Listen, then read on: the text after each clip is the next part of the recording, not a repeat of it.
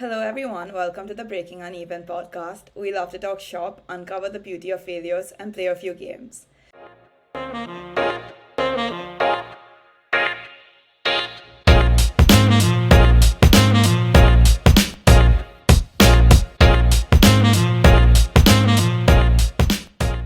Joining us today is Sharvil Desai, the founder of Another Foods. His journey began with a bachelor's at Warwick and then a master's at LSE, both in management. His next challenge is taste and hunger with another food. Have we missed anything noteworthy from your journey so far? Um, Not really. I mean, that's about it. So just right after LSE is when I started in other foods. So yeah, Perfect. So now we will get thanks. started with a quick little game to understand more about Another Foods. Cool. So this is what we call the Twitter pitch challenge. Now, Twitter is known for its 280 character limit on every tweet, which sometimes makes it a little difficult to convey your thoughts. It takes about 20 seconds to speak to 80 characters. So we transfer this challenge to you, which is to explain to us on other foods in about 20 seconds. We won't make it so easy though. You also need to use one emoji and one hashtag in your tweets. Okay. Are Um, you all can I clear? start? So, well, I'll, Hmm. I'll, I'll tell you when to start. So three, Okay, two, fine. one, go. So Another Foods is a food tech company. We focus on pushing the boundaries of what food can be. We've just started off with plant-based meat, but our mission is to experiment and innovate more in the food space. And being a startup, it's a lot. There's a lot of uncertainty. So I think the emoji I'll choose is, the one which smiles and there's a tear on the side. So it's like you're pushing through, but you're still like crying from the inside. I think that's the emoji I can use, and it could be hashtag crying. I guess I think that's the way I can explain it. At least from my point of view, not the company's point of view. So yeah.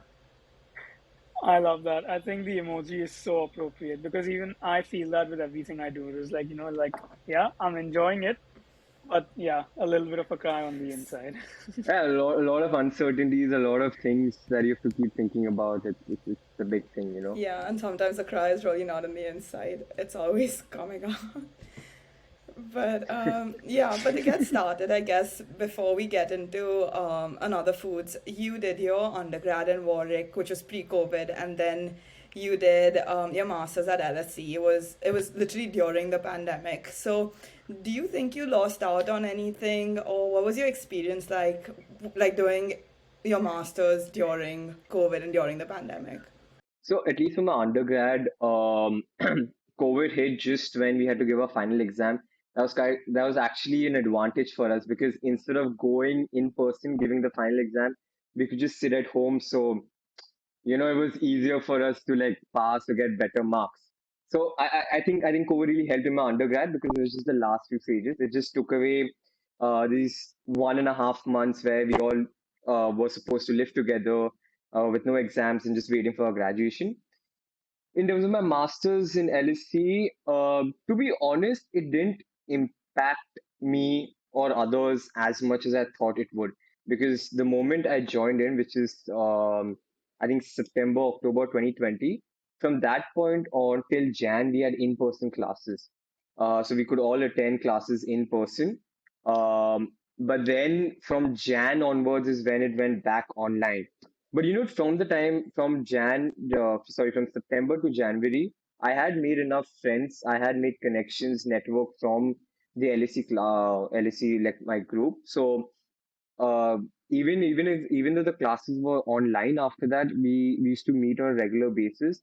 And I still am in connection, like I'm still in touch with some of my LSE friends. In fact, I'm going on a trip with my LSE friends. I think next end of this month actually.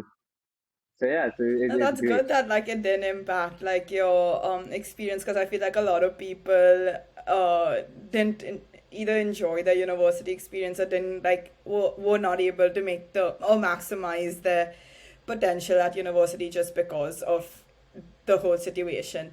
But yeah, throughout like Warwick and LSE, you were really involved in like student societies, especially in entrepreneurship. So was this always the goal to like start something of your own after your masters? So initially the plan was to not even do masters. It was just right doing I'm going to do undergrad, and just right after undergrad, I want to do something on my own, but didn't know what to do. So that's one thing. So that's the reason why I always push myself to go into societies that involve entrepreneurship, also classes which has like startup funding or entrepreneurship classes. Uh, that being said, although I didn't know what I wanted to start my business in, I always knew that it has to be centered around food. Food has always been my passion. Like I joke about this to people like that's like my first love, and like how things are going, probably my only love now. So that's the reason. So I always knew that food is something that I wanted to focus on, and yes, that's the reason I took all of these entrepreneur classes. I got involved in society. In terms of masters, I did it because, um, firstly, like this was like some advice from my parents and my friends. It's like this is the only time you're going to do your masters. Once you start working, start earning money, start experiencing, you would never want to go back to studying, you know. And I know a lot of people say there's no value in some masters and stuff, and I'm also kind of one of those people. But still, I sort of benefited from doing a masters because the connects I've made really have helped me in my business as well. So that's the reason. So I'll tell you, I was myself quite heavily involved in the entrepreneurial societies at university, and my experience with that was it's a very good space to be in at the time, right? You get to speak to a few interesting people and learn a lot. But once I actually jumped into entrepreneurship, the whole world was foreign to me. Like I didn't feel like I had any standing as such, having been part of those societies. Was that the experience for you as well? Yes, that's exactly how it was. So, um, not to disown like universities or education in general, but it's like what you learn in university or even from a society is nothing like how it is in the real world. So, in order to learn something, no amount of books or education is going to help you. You have to get your hands dirty to understand. Like even the smallest of things is something that you need to learn. You have to like go through it. There's no prior experience in university or your societies that can help because same thing happened with me. That I was part of so many societies where you have a proper organization wherein you focus on generating new ideas, how to go about it, funding them, marketing, and all that jazz. But when came in real life, none of that happens. It's not that easy. Nothing is as straight or linear. It's everything is just like down, up, down, up, down, up. So yeah, you're right. I can completely understand. And I guess that's one of the things that I keep telling like people who want to get into this, and also my juniors that try doing it, get your hands dirty. That's the only way you will learn. Being sheltered by being in a society, like a university society or having a course is going to give you a little bit of knowledge, but not the real knowledge that will actually be helpful. So, okay, let's get into the part where you got your hands dirty. So you got into food technology, right? So, and what led you to this space in terms of the B2B model? Why did you choose to go that direction? Okay, so at the time when I was doing my market research in the plant-based space in India, there were one or two competitors already working on it, and they were only doing retail. So I had tested out their products as well.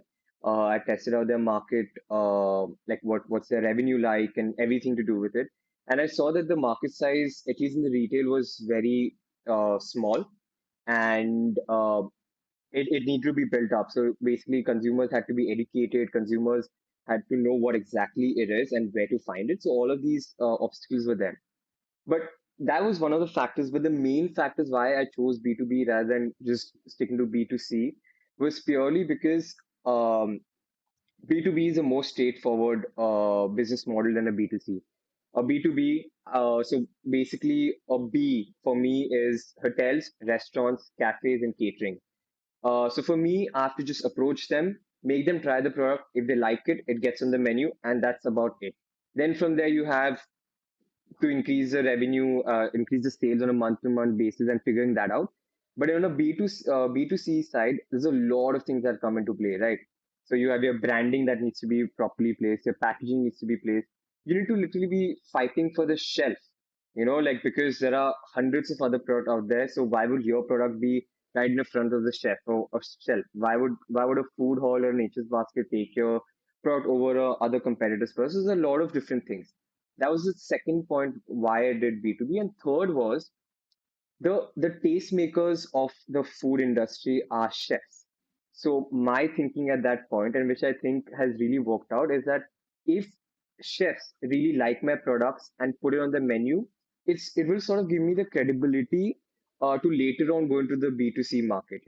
If right now I'm in a restaurant or a hotel, um, so slowly people are getting aware where my products go, and so once they see it on a menu at a restaurant X, and then once after a couple of months when they find it in a retail store, they'll sort of make that connection, even unknowingly, like, hey, I had that product at that restaurant, let me try it here. And unknowingly I've already created uh I've already done marketing without even really doing marketing, by doing this. So that was my whole mindset. These were the three reasons why I went B2B model instead of B2C. But to be very honest with you, B2C is a very sexy model. I always, every day in, day out, I think I wish I have a B2C model because people are aware, they're like, oh, okay, you own this brand. So that's pretty cool, but that's not the case with me.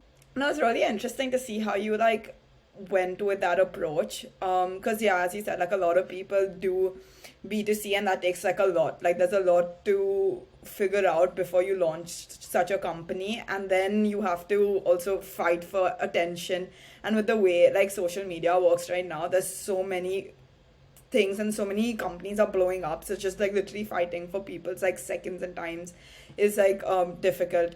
But throughout this, like so far, like your entrepreneurial journey in societies and just your thought process of setting up B2B, you come from like a business background, so setting up something in the food tech space, being a non-science student, how did you do like your research to innovate like food technology and build this company?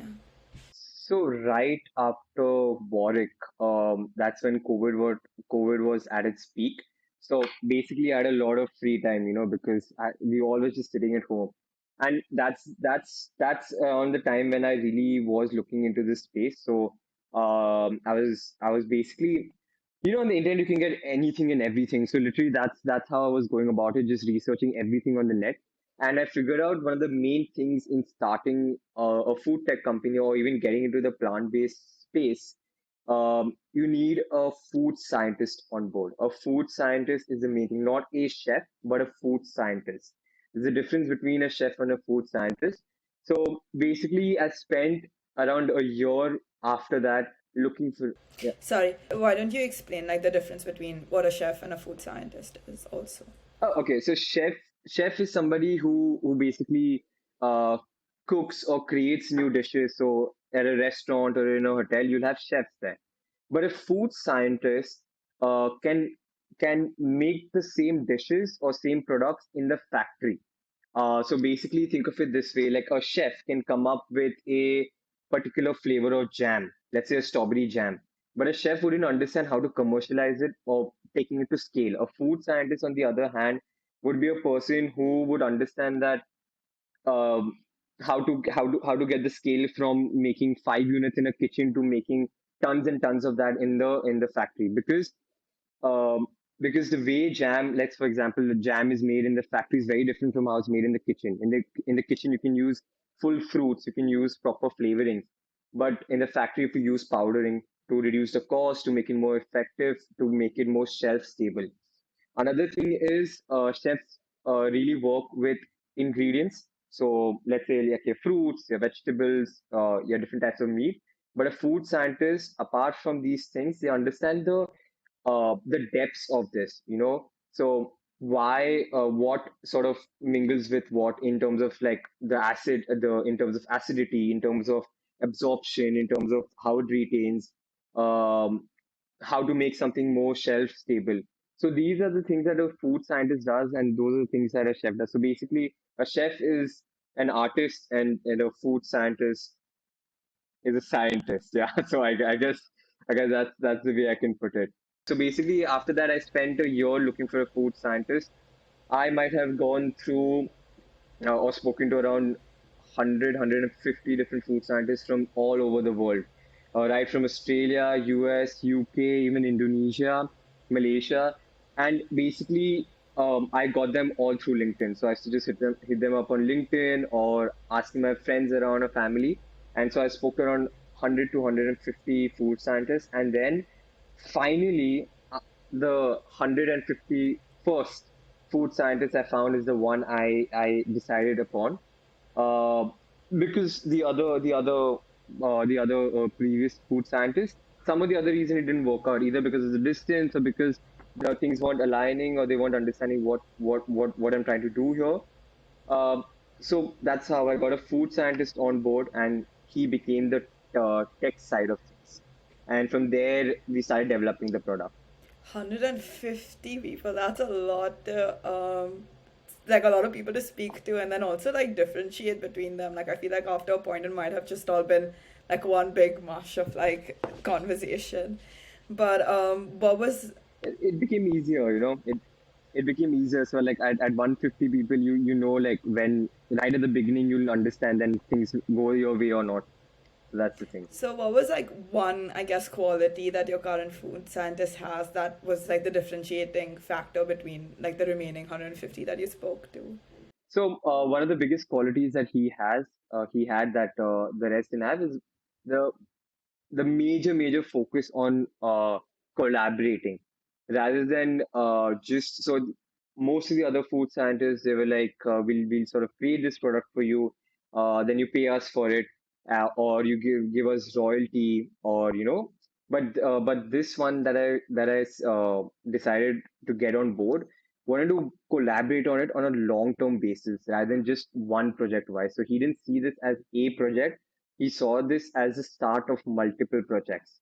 So the other food scientists were just going to make the product for me, do the technological transfer, and then I had to do everything from my end, which I didn't want because I wanted another foods to be a food tech company, so focus on the innovation of it. So I didn't just want one innovation and that's it. We want to constantly improve on and change upon this. So this person uh, was willing to do all of these other things as well. So constant innovation. There was no timeline attached to it, like, oh, we'll give it to you in 2 months or something. And it was an effort wherein we do the first set of trials. I take it to the market, test it out with the chefs that I know, and then bring back the feedback to the lab and constantly work on it. Plus, on top of that, we built a factory together. So we set up a factory together and we set up a lab together. So even right now, so my factory and my lab both are in Goa. They both are co-owned by the food scientist and myself. So it was this collaborative effort. Is something I was looking for rather than just a project-wise person. So when we spoke to the Hunger Inc. people, right, they one of the things they mentioned, because even they, the kind of equivalent for them was their chefs, right?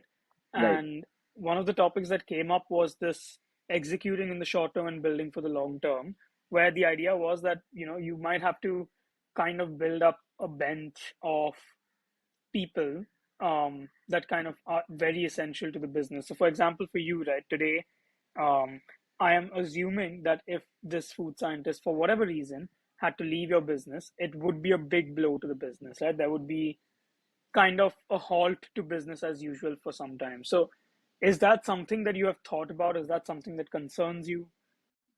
So I have set up plans in that situation to happen. I feel like I shouldn't have because that sort of builds this thing that oh he might leave, but I had thought of it because since he is such a key person, you need to also understand that in the business, if the key person goes and you have no plan to fall back upon, it's dead waters.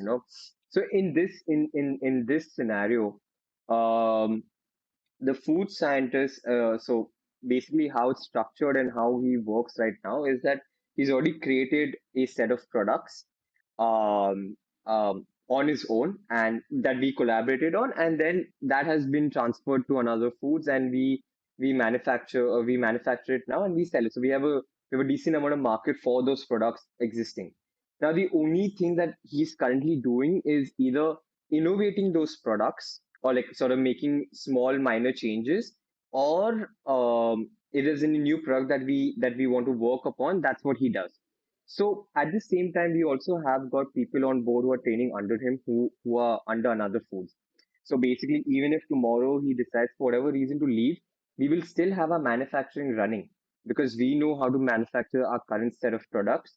The only thing that could stop potentially is the is basically innovating new products. And for that also I have gotten on board another person. So, there's always somebody else that we can get on board. Although he's very, very crucial, critical, a key player to our business, we had plans as to like what can be done, in case that goes away. Because I can understand in a restaurant, so I deal with a lot of restaurants, and the moment the chefs go, it becomes a major thing because the taste changes. But then also you have chefs under them who have been taught what to do. So sometimes not the same level, but it takes time before it gets there, but it gets there and you have to work around it. These are things you have to deal with. No, fair. I think, yeah, my takeaway from that would be, the fact that you've been able to kind of define the different hats, the different roles that your food scientist plays. And you've not got like one contingency plan to tackle them all. You've got different smaller ones that can kind of overtake parts of that role, which is quite interesting. I recently had a founder uh, leave one of the businesses that I'm in, and it was a big blow to the business, but we kind of had the same approach. Like we fulfilled her role with multiple other people rather than one replacement. Um, but tell me this now, these kind of insights that you have, I noticed you recently started talking about them on LinkedIn, right? Which is um, kind of an outlet for a lot of people. But what does posting about your journey on LinkedIn, what does that mean for you? So one of the main things, so that's what I wrote about in the very beginning. So my best friend actually suggested that I should start doing that. So me and him, we talk a lot about what I'm doing. So he's very interested in what I'm learning because since such a young stage, at a young age, I started this, and I keep telling him that more than anything, I make a lot of mistakes, but I learn from them as well. And that's few of the things I keep telling him on a very regular basis. Oh, I learned this today. This is the mistake I did. And then eventually he told me that, okay, shit, like this is amazing. Like some of the things that you're talking about are things that are not a lot of people experience at this age or even at this stage of the career or entrepreneurship. So he's like, why don't you start jotting them down and writing them on LinkedIn so that at least people are aware of what could possibly be what it could look like for somebody to start a journey in this space or even in their career, how being a entrepreneur also looks like, what mistakes you can possibly do, what you can learn from it. So like I started posting about it so that people can understand about what mistakes are possibly can be made and how to learn from it and how to like navigate through them. So my eventual goal is to do that. But let's see how it goes because I've been very irregular with my postings. Like I was in full flow in the beginning and then now I'm more irregular, but I'm gonna start posting again. That's fine. The point of the podcast is to get more of these learnings out of you. Right, yeah. Yeah, and I think like there's no need True, to true. like commercialize that approach as well, right? It's like whenever you actually do make a mistake and have a learning, it's about sharing it at that point, then making like a whole big like schedule of like, oh, today I'm gonna share mistake number one and tomorrow's gonna be mistake. It feels more like Mm, authentic. At least I feel like that. And I feel like the more authentic it comes across or it is, the more eyes it catches and the more people resonate with it because it doesn't come across like it is structured. Because that can mm. seem, I guess, fake. So I think like yeah, the irregularity shouldn't be an issue. And like that should hopefully get you more uh, connections with people and like people resonating with your issues. But I think like that summarizes our entire like conversation of another foods and how you started with it and like where we've gotten so far. And given that you've like spoken about multiple challenges and achievements throughout your journey, oh, we have like a game for you and yeah, you can highlight Okay. the challenges that you faced in your journey so far. So basically, what we do to understand a little more about your journey is we play two lies, one truth. Um, Now, whether it's Okay. challenges or your biggest achievements, you can decide that it could be both as well. But the point is, you give us three statements, out of which one explains the actual big moment, and the other two are false statements. And then we have to guess which is the truth, which one's the truth. So, I guess one of my earlier partners told me to start the business not today, but 5 years from today. Uh, Not partner, but stakeholder. The other thing is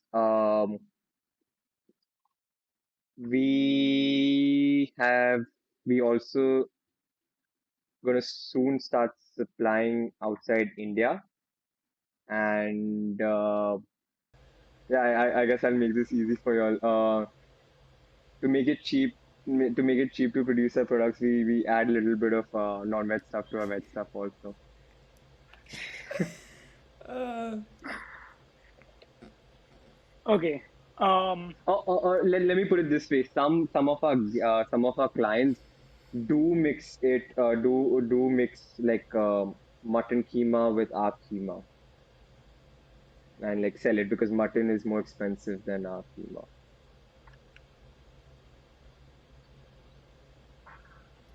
I'm gonna go with the first one. I think that's the truth. I want to say international clients, given that you've spoken to so many people from different countries, so you might have made connections to go internationally. But mm, yeah, okay, fine. I'll go for the second one. Let's keep it different. Okay, Janvi is right. So that's the truth. The first two is false. The first one is actually not. So my earlier stakeholder didn't tell me to start in 5 years. He told me to start today, but he said you're not going to see profitability in the till year five. So start doing some other things also with it, like do like your normal trading of fruits or trading of other things as well. In terms of the last things, the last some of our clients mixing mutton mince with our vegan mince. One client actually asked us, should we do that? And I said, don't do that, please, because I don't know, like if somebody complains, it's not, I don't know. So that's the thing. In terms of the truth, there's actually a lot more to another foods than I actually mentioned. So we have different verticals in another foods. So one of our first verticals is we provide products to the HoReCa sector. So that's your hotels, your restaurants, your cafes, and catering. Our second vertical is the white label for other F&B brands. So white labeling means you manufacture for other companies. So to that vertical, we are going to soon start supplying internationally. So not directly under our brand, but so our products are going to be sold internationally. But soon I want to reach a point where another foods under that brand can sell internationally. Um, Also, one more thing I forgot to mention prior to that is we started as a meat alternative or a plant-based meat company, but since then we've sort of changed the narrative, seeing how the market has reacted to the product, and we have started pitching it as this new product in the veg category. So because we found out our product is super absorbent, super versatile, and agnostic, so it could go into any cuisine. We started pitching this as a vegetarian product, which defeats your mushrooms and your paneers and your tofu because it has higher protein, more absorbent in terms of your masalas, your spices, and stuff. So I forgot to mention that before. Yeah, no, that's interesting. So was was starting like a veg food or a vegan food company initially, like when you started, was that like a personal decision? Is this something that you've, like, did you eat non-veg and are going vegetarian, or is it just like more business focused? So, not to be very pretentious, but I'm a flexitarian. So, a flexitarian is somebody who eats more veg stuff, like who eats more veg than non-veg. I only tend to eat non-veg when I go to a restaurant and their specialty is non-veg. Otherwise, I'm usually vegetarian. The decision to start the company again comes back to my best friend. It's a very stupid decision. I've always wanted a sexy story to how my company was started. But the day before yesterday only, I saw social network, and it's such an amazing story he had. But I have a very boring starting up story, and I feel like most startups actually do that. So my stories are like while I was in Warwick and then in London. So my best friend who told me to start the LinkedIn post, he stayed with me in Warwick also, and then when I went to London as well. So uh, so I love cooking, and he's very lazy, and that's why we sort of cracked a deal that he'll get all the groceries and I'll cook for him. And since he was vegan at that point, he used to only get vegan stuff and plant-based stuff. And I got hooked onto this, and I thought to myself that this is amazing. It tastes exactly like non-veg, but it's lighter on the stomach. It gives you more health benefits and blah blah blah. So I really got hooked onto this, and that's how I started it. So yeah, I mean that's the reason I'm still flexitarian. I eat more vegan stuff, but occasionally I eat non-veg here and there. That's crazy though, because something like so, not, I wouldn't say mundane, but something so like normal in life has led you to like build an entire business out of it. So I think that's a pretty like Business, cool yeah. story nonetheless. Um, but yeah, so let's Mm, play our next game, which is called Red Flags. We're going to give you three okay. hypothetical situations composed of two things that are going great, and one is the red flag, which is not the best situation. We've adapted these for you, and you have to pick which one you would rather be in. So, which situation would you be okay with from these? Situation one, another food has just signed contracts with six new restaurants. You have four new plant-based products ready to launch. Your experimental laboratory is shut down by the authorities. Situation two, Ouch. Okay. another food is expanding to B2C with retail packaging. You've got international interest from restaurants, but reports start coming in of people falling sick from your products. Situation three, Mm. another food has raised funding. You now have 100 people working for you, but your clients are leaving you for a cheap knockoff of another foods. These are very tricky. How long do you guys take to come up with these? Takes a good amount of time. Yeah, these are actually pretty very tricky. Hmm. Um. Okay, I would actually um I would go with situation three, and I'll tell you why. Um Not because of the green flags, but because of the red flags.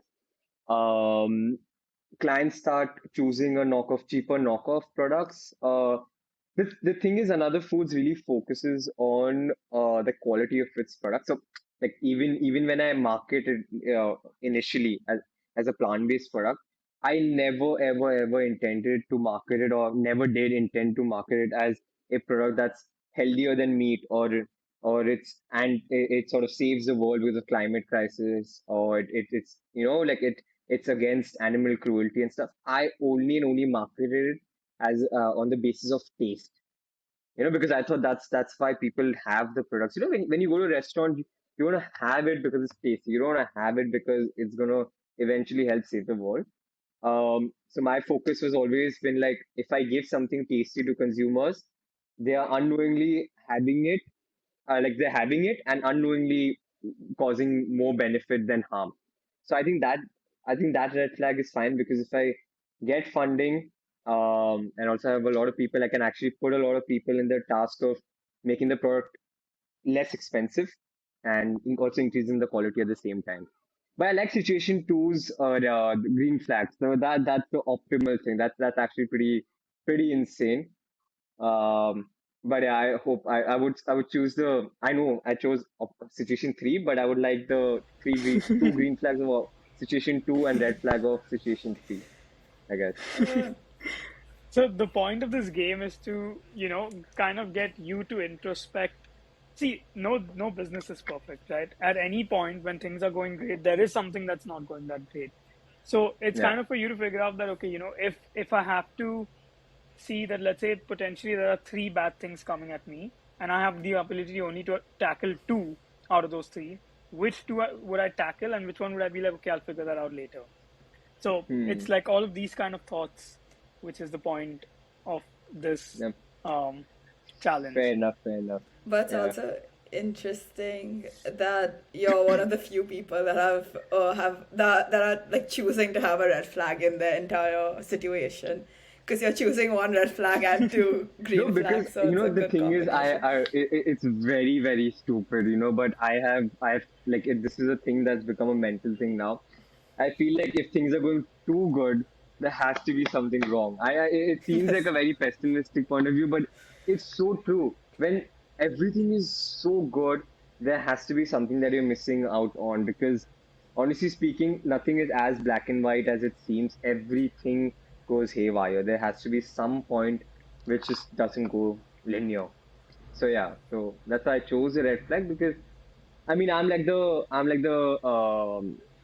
firefighter of the company. Like one of my biggest things as a founder and CEO is to put off all the fires that come my way. And CEO, by the way, stands for Chief Eating Officer, not the other one. So yeah. Fair enough. Cool. So let's head Hmm. then finally into our last segment, which is a rapid fire. Um, I don't think I need to particularly explain it, but simple 2 3 word answers, 3 seconds to answer. Ready? Okay, yeah. Have you ever questioned whether another foods was worth it? Yes. What was your proudest moment with another foods? Getting approval of people who have not liked it before. If you had to bring on a co-founder for another foods, who would it be? Not naming a person, but somebody who's as passionate as me. What was your biggest sacrifice to make another foods possible? I left London, like I had a job lined up. I left London to come for that. Interesting. What was Hmm. the first dish you ever made with your first final product? Hmm. It was actually just normal. Um, what is it called? The mince, like on the street you get pav and mince. What is it called? Keema pav. Keema pav. That's it's basically a keema, Indian keema pav. Love that. What was the one time that you really felt like you let another foods down? Mm, that's not a short answer, but just last week when somebody who really liked our product sort of introduced us to somebody else, and the meeting didn't go as well as it should have, and I could see the disappointment in the person who introduced us. Yeah. What's the best business idea that you will never use? So my friend and I we used to discuss about this back in school. It is making bottles out of coconuts, like having a bottle of water which is coconut material. It's Would stupid, you but ever I feel retire? it's fun.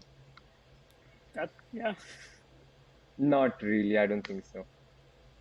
Which hobby of yours did your work kill? None, to be honest. Interesting. Books Hmm. or podcasts? Podcast because I can do it while driving. Like I can listen to while driving. So iPad or notebook? notebook. Day or night? Depends for what, but I would say day. And finally, what's your favorite social media platform? I guess Reddit. If I say that, fine. Reddit. Interesting. That's not an answer we have got before. But anyway, that concludes the Hmm. rapid fire segment, bringing us almost to the end of our conversation. So, at the end of the conversation, we ask every guest to ask a question for the next guest. So, first, we're going to ask you your question, and then you can ask a question to our next guest. So, your question Okay. is, What are your 5 reasons that you work out or do any form of movement or fitness, physical activity? What are your 5 reasons behind that have nothing to do with changing your appearance? Oh, okay. Being healthy, I guess. One is being healthy. Second is, I mean, my friend group calls me fat. It's a inside joke because I was really fat back in school, so I think that will stop it. So not changing my body, but the fact they call me that will change. Um, Third is I get to eat whatever I want. Since I said food is like my biggest love, so I can eat as much as I want. Um, I guess just look good in general, because I have very loose t-shirts, I guess, back from when I was fat, so I can't just give it away, so I can wear them again. And fifth is, hmm, I guess, I, I guess just being more confident. I guess, like if you work out, you get a good body. Like I think you're also more confident. 100%. Yeah. So when our previous guest, who's the founder of a fitness studio, asked this question, my first thought was 5 reasons. I wonder how someone's going to come up with that. But good job. Um, Ah, thank you. uh, Yeah. Thank you so much for coming on as a guest, dude. I think great conversation, B2B space, very interesting, and yeah, good luck with your journey. We'll be part of it now. Thank Thank you so much. Thank you for having me, and it was lovely talking to both of y'all. Thank you.